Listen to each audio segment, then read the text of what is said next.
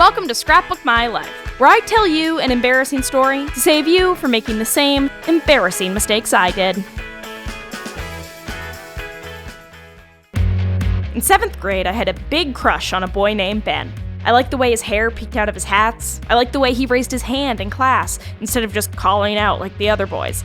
I liked everything about him, but he never sat with me on the bus to field trips or waited for me after class, so I was pretty sure my crush was unrequited.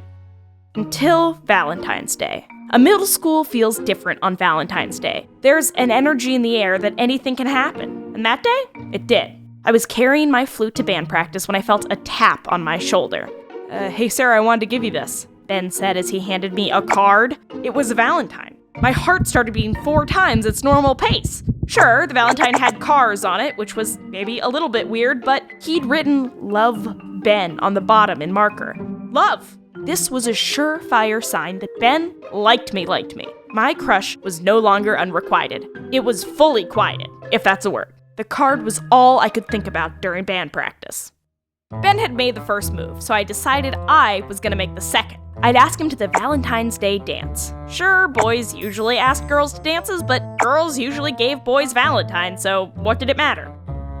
My friends came over to my house after school and helped me devise the perfect dance ask. I couldn't just ask him any old way, this was Ben we were talking about. We threw around a couple of ideas. A scavenger hunt would take too long, a confetti cannon would be too messy. Then, we settled on the perfect thing.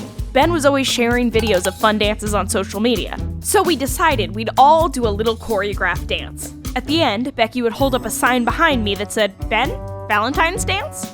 All my friends and I agreed to take the bathroom passes from our separate classes at exactly 10:05 a.m. the next morning, and meet in the hallway. By 10:06, we were all there. My heart fluttered with excitement as I knocked on the door of Ben's classroom.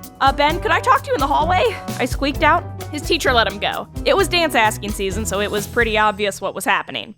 As soon as Ben stepped into the hallway, I could tell something was wrong. Something in his eyes looked uncomfortable, but it was too late. There was no way to communicate this to my friends, and they immediately started the 28-count dance we'd choreographed. Ben's whole class came out to watch, and I had no choice but to go along with it. I put my arms in the air, I jumped, I shook my hips, but I couldn't shake the feeling of impending doom. Then, oh no, it was time for the grand finale. I did the best split I could, which was good but not great. And then, Becky held up the sign. There was complete silence.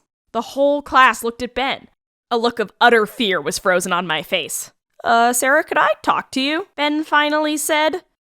I wished I could fast forward so I didn't have to hear whatever it was Ben was about to say, but unfortunately, that was impossible, so I had to endure Ben saying that he liked me as a friend, but he couldn't go to the dance with me.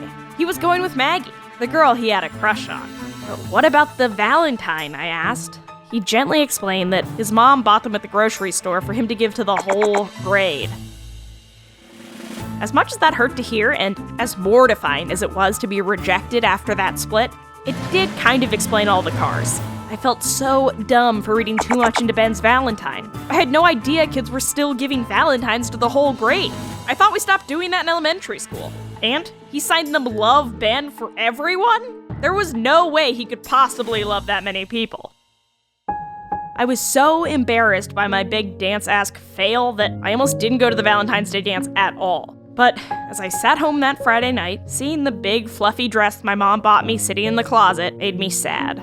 Even though I couldn't be at the dance with Ben, I could still be at the dance with my friends, and I was missing out on that. So I got into the dress and my mom dropped me off at the dance.